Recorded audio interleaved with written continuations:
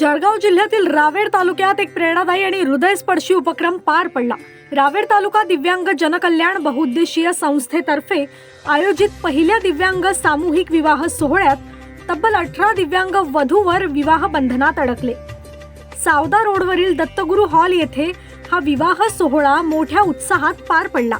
जळगाव, संभाजीनगर, अकोला, नाशिक, लातूर, धुळे, मालेगाव आणि बऱ्हाणपूर येथील वधूवरांनी यात सहभाग घेतला। यावेळी आमदार अमोल जावळे यांनी दिव्यांगांसाठी स्वतंत्र दिव्यांग भवन उभारण्याचे आश्वासन दिले। तसेच जलसंपदा मंत्री गिरीश महाजन आणि विविध संस्थांच्या वतीने नवदाम्पत्यांना भेटवस्तू देण्यात आल्या, तर 15 दिव्यांग वधूवरांना व्हीलचेअरही प्रदान करण्यात आल्या। समाजात सकारात्मक संदेश देणारा हा अनोखा विवाह सोहळा सध्या चर्चेचा विषय ठरतोय।